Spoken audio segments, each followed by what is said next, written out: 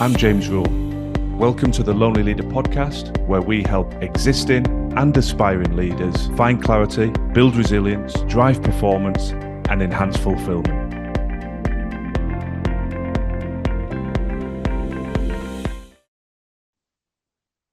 Hello and welcome to the Lonely Leader podcast. I'm James Rule, and today I'm going to be talking about a game changer in the impact of your leadership and the level of performance you can generate. And that's the intersection of purpose and performance.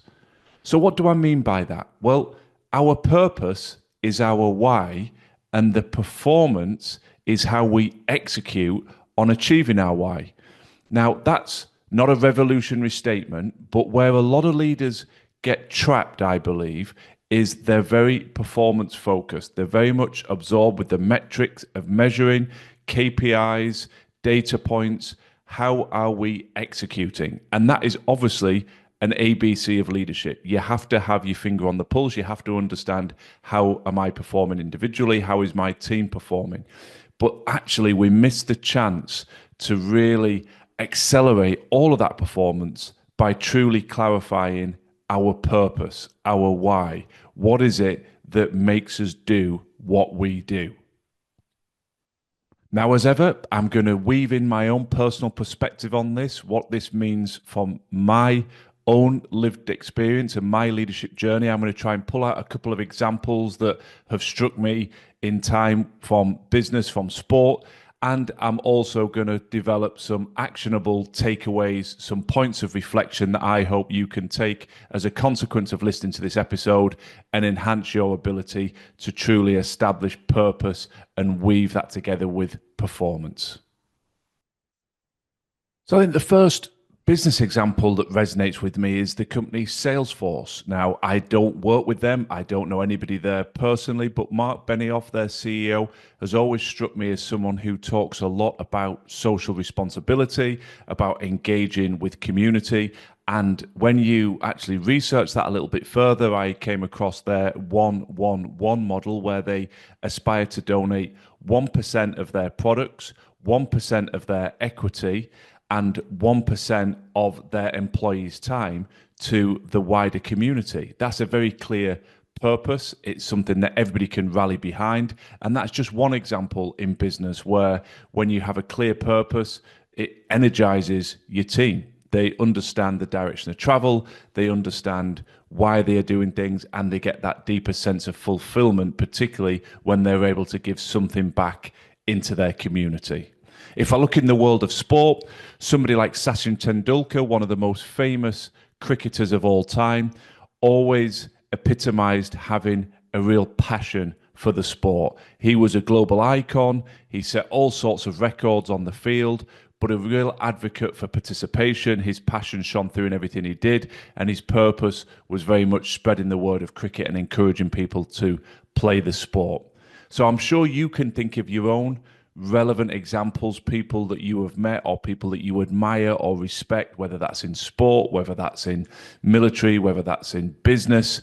When there is a clearly defined purpose, it becomes so much easier to build out the performance strategy. It's the epitome of a North Star. It's something that we're all moving towards. Well, what does that mean from my personal perspective? Well, my purpose for founding The Lonely Leader was to help people. Fundamentally, that is the why. And recently, my youngest daughter was asked at primary school, what does your dad do? All the children were talking about their parents, and she nailed it. She epitomized it in one sentence. Oh, he tries to help people.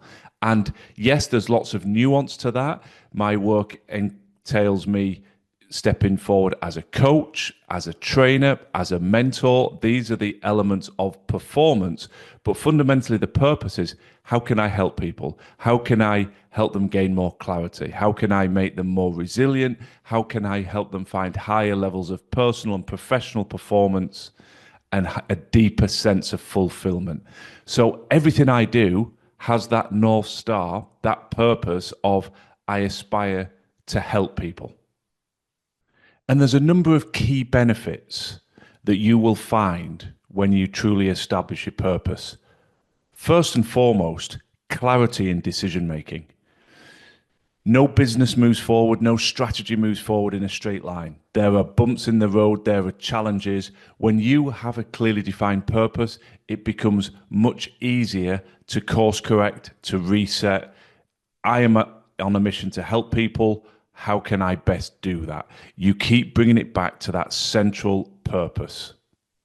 And I think a second benefit that has a dotted line to establishing that clarity is increased resilience. When you've got that clarity of where you're going, irrespective what the bumps and the challenges are, you are better placed, you have a higher level of resilience individually, and you find a higher level of resilience in your team to say, okay, we're in some choppy water at the minute, but we know exactly where we're going. And that empowers people, it emboldens them to say, I can deal with this. I know where I'm going. Versus just a flimsy sense of purpose. There's no real clear direction or clarity. It becomes easy then to get knocked off track, to lose your energy, lose your motivation. You're not really sure why you're doing what you're doing. And that leads into the third point, enhanced engagement. When people truly understand why they're doing something, then they step forward with a much higher level of commitment and energy. And I often think in this world of purpose about the clients I work with in the NHS. I'm proud to work with a diverse range of people in a multitude of different sectors within the NHS in the UK, but they're unified by a purpose to enhance patient care. Fundamentally, it's all about every step, every decision, every budget, every strategy is all designed to try and enhance the level of patient care. That is a wonderfully succinct and clear purpose, and that drives people's resilience. It gives them absolute clarity, and you get high levels of engagement as a consequence. And when you wrap those 3 points together, the clarity, the resilience, the engagement, then you are in a much better place for sustainable success. You deal with the bumps, you deal with the adversity, you know where you're going, you stay on track, people don't lose motivation, they have a high level of engagement, and the team just continues to step forward. So you may be listening to this and saying, okay, yeah, that makes sense. What do I do with this? Well, I think fundamentally, you must start with establishing your why. Why do you do what you do? What drew you into this particular role? What are you trying to achieve? What is the impact you want to make? Yes, there will be some traditional KPIs. I want a profitable business. That's great. But step beyond that, go a bit deeper. What are you trying to achieve? Yes, I would like a profitable business. That is obviously a mission. You need to be able to pay the bills. But what sits at the center is that I want to help people. That is the deeper why. And if I truly help people and deliver real quality and consistently positively impact people, then the financials and the profitability takes care of itself. So take the time to truly establish your why. What is important to you? Why are you doing what you're doing? And what benefits do you want to drive? And maybe that encourages you to think a little bit broader. I want to drive the level of profitability because if we do, I want to start going back to the Salesforce model, making some element of donation within our community. Maybe there's a special cause, a charitable cause that you and your staff want to align behind. So the more successful you are, the more support you can give it. So that why can be as diverse and as nuanced as you want, but take the time to establish it. What is driving you? The second key step is align your goals with your purpose. Now, it sounds so simplistic, but you've just taken the time to truly establish your why. We've talked earlier in the podcast about the need to have clarity. You've started to develop that, to hone that. You know where you want to get to. Now you need to start building a roadmap. None of us can just say, well, my purpose is this. I hope I get there. What are the steps within that? So with me being able to help people, naturally, there's knowledge acquisition. I need to stay up to date. I need to read, engage in courses myself, listen to podcasts, constantly developing my knowledge base, and then putting in place a plan.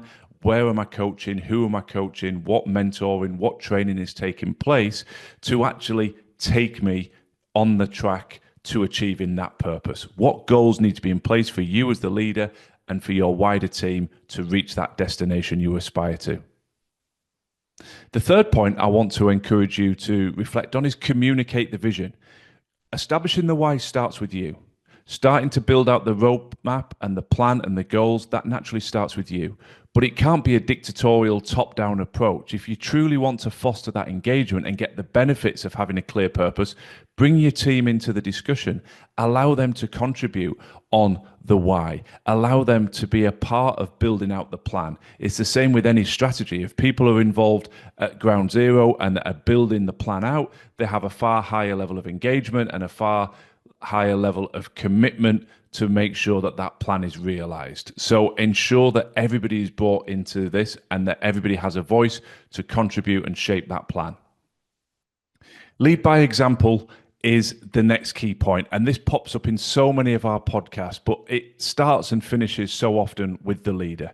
If you have established a why, if you have the purpose and you have a buy-in from your team, you then have to role model and lead by example the actions and the steps that you want to see. If you're looking at spending time, giving time to a charitable cause, you need to be there. You need to action it. You need to show that this is important to you as well. This is not just about a tick box exercise. Well, what's our why? And doesn't this sound great? And it's all part of a nice, warm feeling within the organization. That's not the point of this at all. The point is the purpose has to resonate with you. It has to resonate with your people. And it's a magnet, that North Star that will bind those people to your organization and will attract other high performers. But if people want to truly understand the purpose, then they're going to look to the leader first.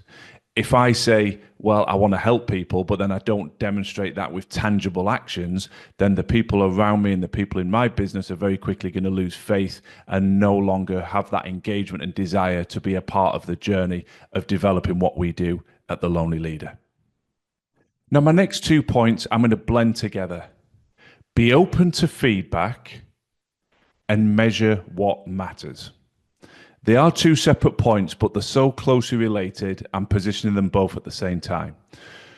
So once you've established your purpose and your why, you need to understand, well, are we manifesting that? Are we actually living that? Are we moving towards our purpose? And that's why feedback is so important. And this translates to any facet of business. It's all well and good having a strategy and a plan, but how is it actually being implemented in practice? And therefore, you need to go to the coalface. You need to engage with your customers or clients and understand their feedback.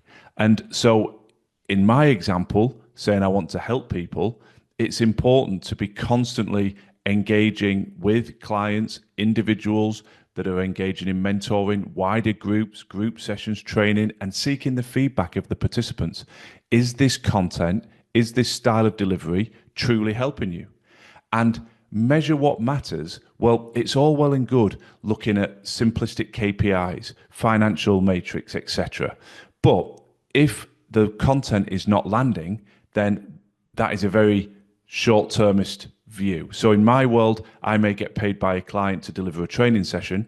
That's great. That looks good. Tick that KPI box. But if I don't then get under the bonnet of the participant feedback and really understand, did it engage, did it work, then there'll be no referrals. There'll be no repeat business.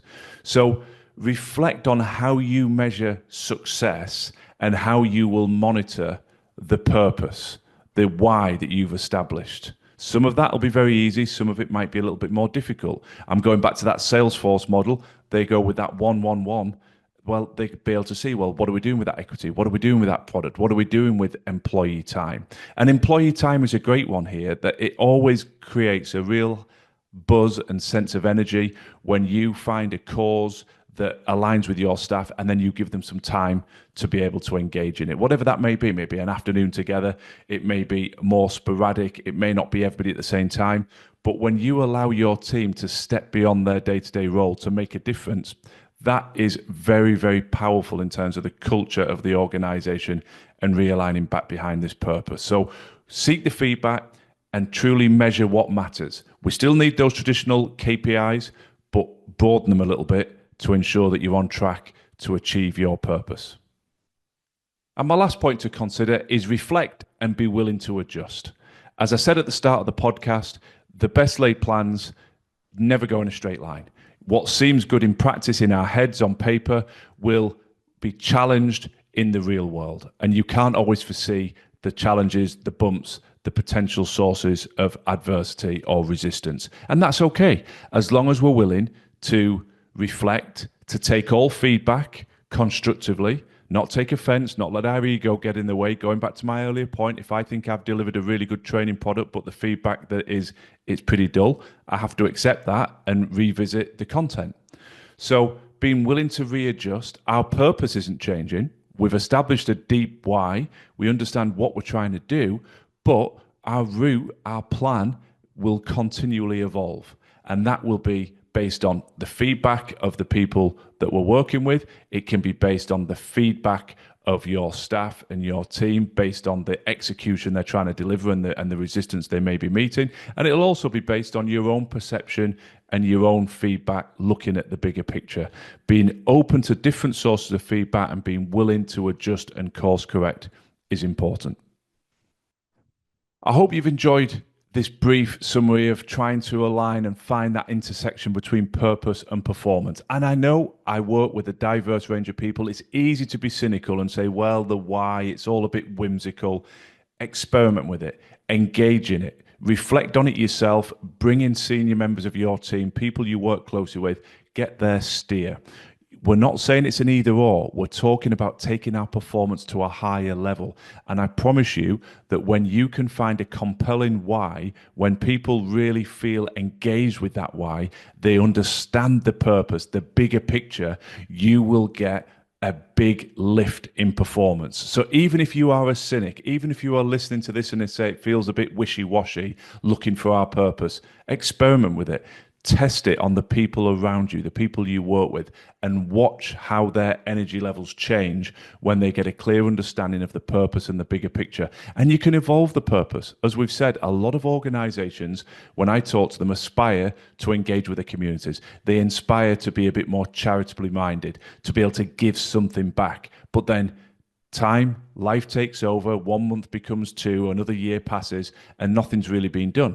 So if there's a bigger picture purpose that's floating around left field, bring it front and center, work on it, shape it, understand the bigger picture, and you already have the answers inside. If I was sitting with you one-to-one and said, why are you doing what you're doing? What is the why? What truly matters to you? It will unlock an energy and a deeper insight. And what it might also do, and I don't want to finish on a deflated note, but if you can't truly articulate an answer, if there's no bigger picture, if there's no deeper purpose, if you are simply doing the job for the paycheck and you don't feel any purpose beyond that, then it may be time to reflect. I'm not saying take rash decisions and immediately exit your role, but maybe it's a time to start thinking, well, what do I really want to do and what will give me that deeper sense of purpose? Because when you find it, your energy, your motivation, and indeed your performance will jump up. So if it doesn't engage this concept, it may be it's because you need to reflect more deeply about what you're doing and what you would like to do in the future. Those reflections are never wasted, and clarity, both individually, team-wise, business-wise, is the foundation on which all high performance is built. I wish you the very best of luck on your reflections and look forward as ever to receiving your feedback. Thanks for listening to the Lonely Leader podcast. I'd be very grateful if you could share and follow if the content resonates. And if you're looking for additional free resource to support your continued growth and development, then please do check out our social media and website details in the show notes. Remember, quality leadership on the outside must always start within.